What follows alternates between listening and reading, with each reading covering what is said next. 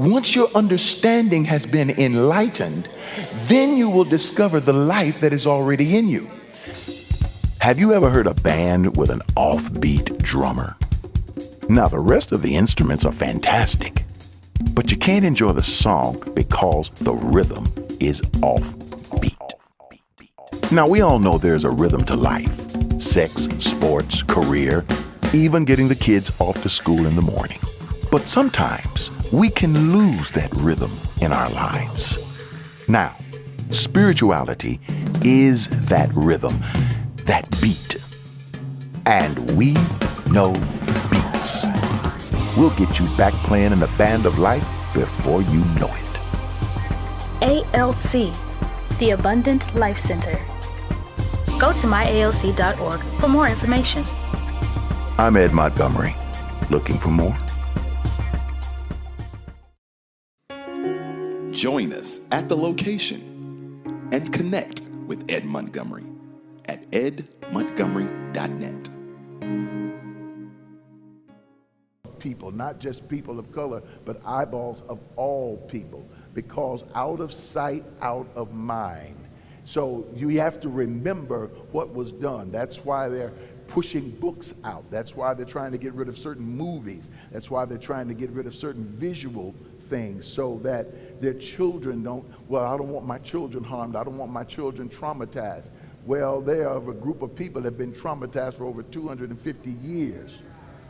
So it's not about traumatizing, it is about something that is coming out. I will say that again later.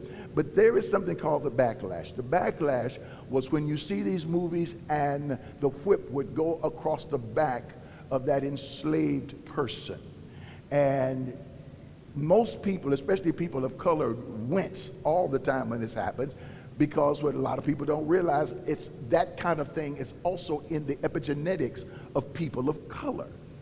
And so when that whip hits and you hear the crack of that whip across the back,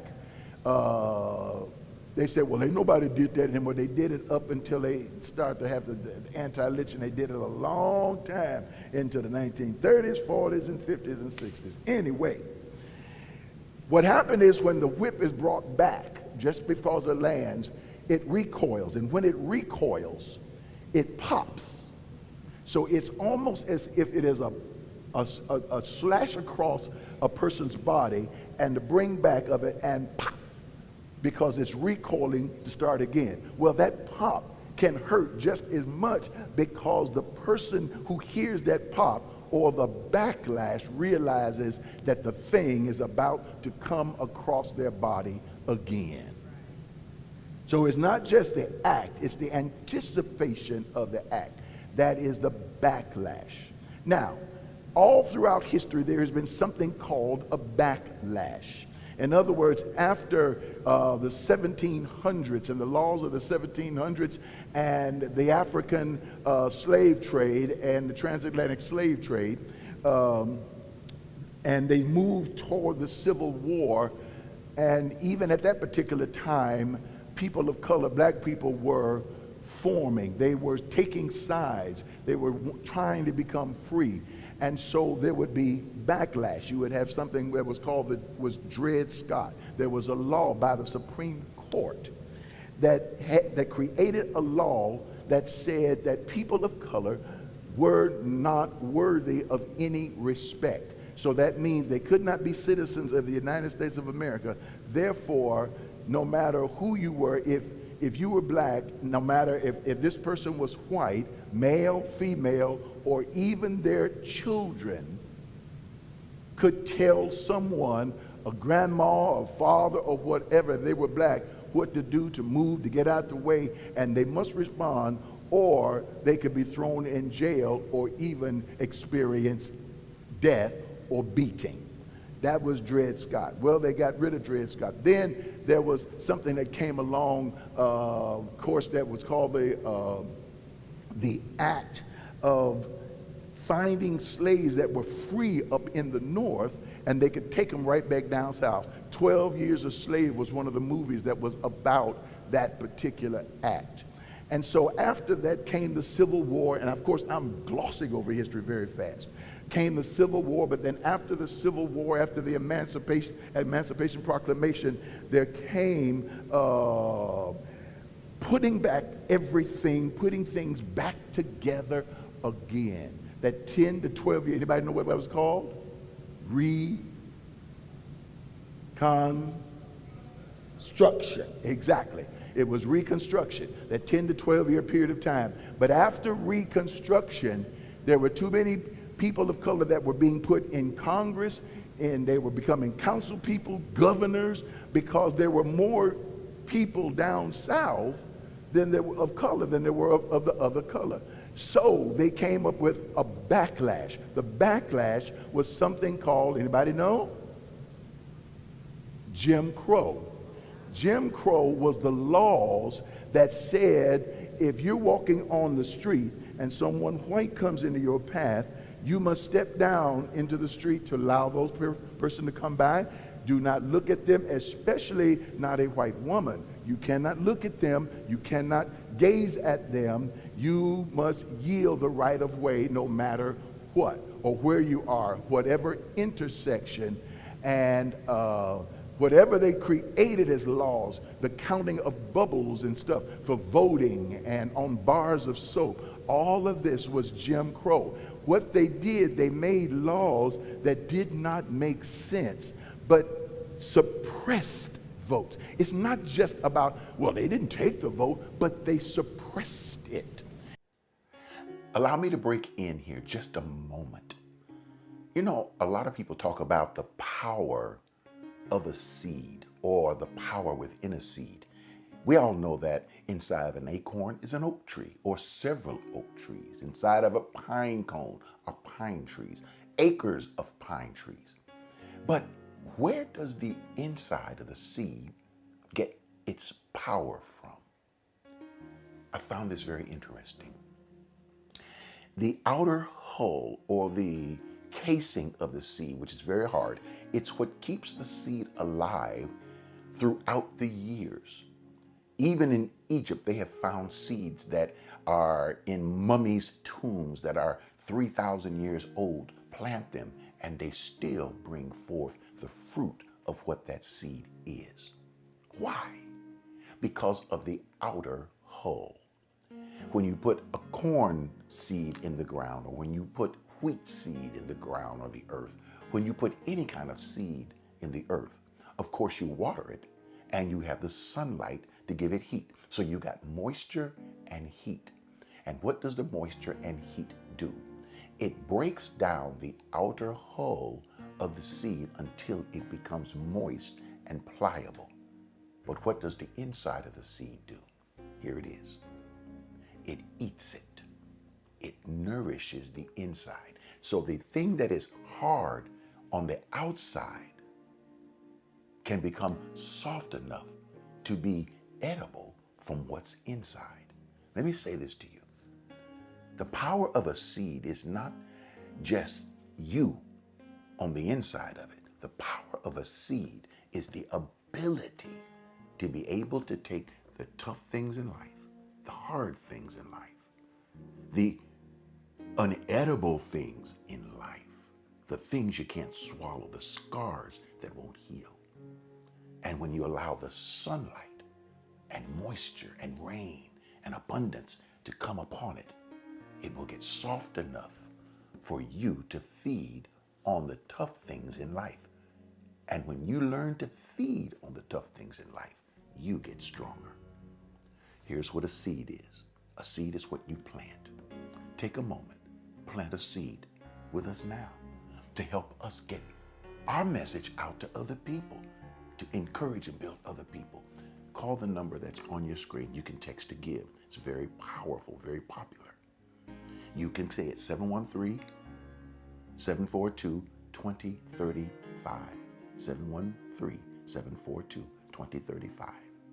You can also go to myalc.org. That's myalc.org. Go online and give through that safe medium. It will do something for you. It will be a seed. And then when you're tempted to worry, how is this going to help me?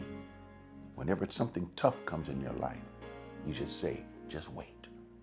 I'm going to use this toughness for my triumph. I promise you that. Giving will make you feel warm inside. Thank you. So now, what happened was the country realized there was a problem. Women stepped back because women did not believe that they were at an intersection. That's why they didn't vote for Hillary. They didn't believe a woman should be president. We don't agree with that. Well, our husbands, we're Christian. And then they discovered that when their Christian husbands got a hold of things, then the Tea Party created another backlash called MAGA.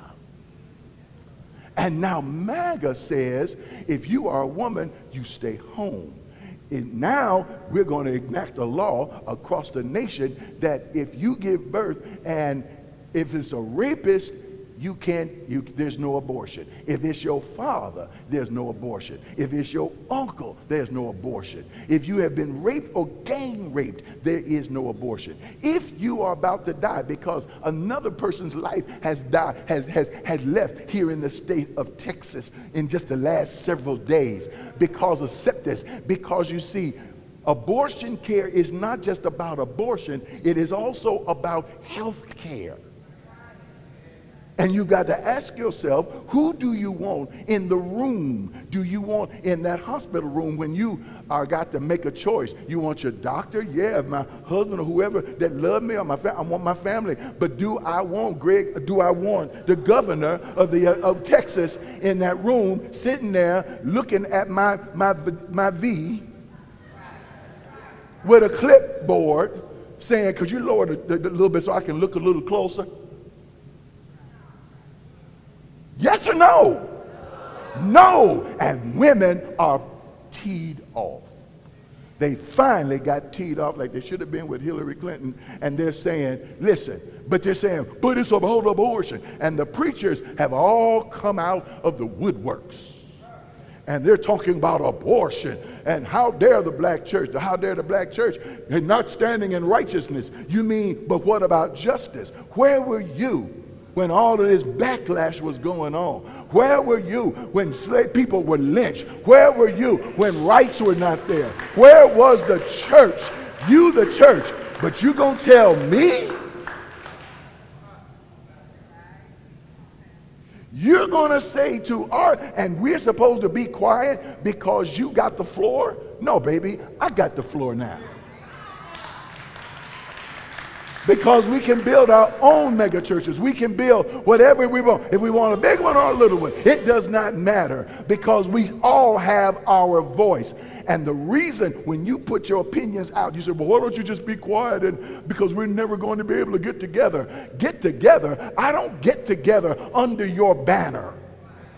You got to stop being like that. We need to all come together in Jesus. What Jesus?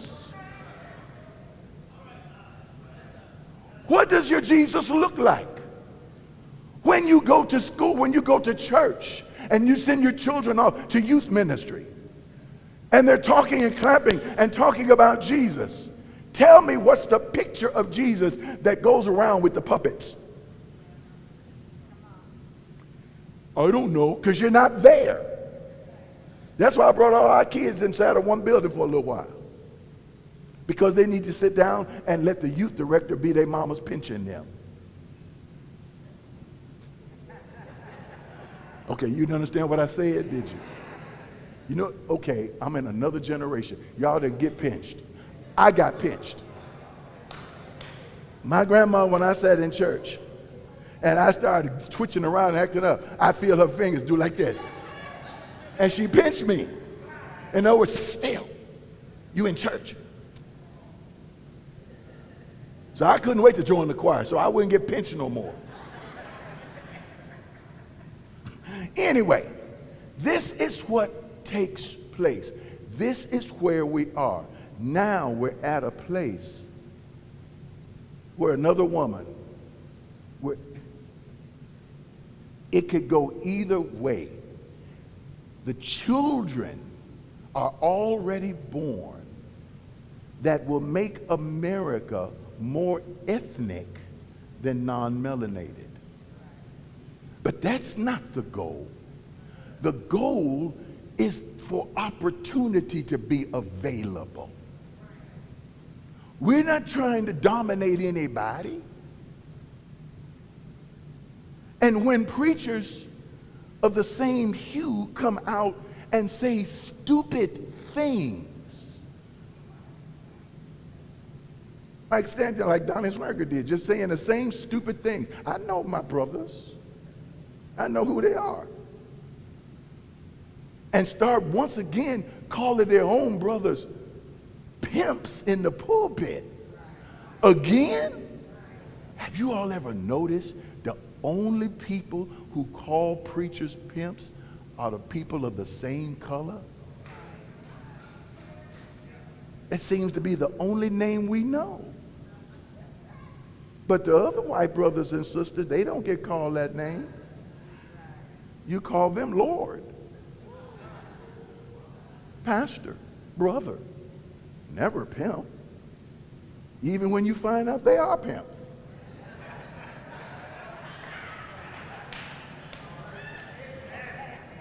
Even when you find out they do fly helicopters.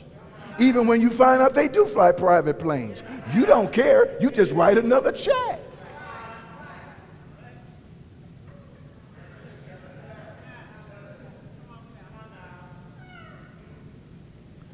Something is wrong here. So if something is wrong here, you don't fight your own people to try to make it right. You just keep teaching and teaching and teaching and teaching to your people. Hey, don't forget to subscribe to my channel. Hit that subscribe button, smash it, crash it.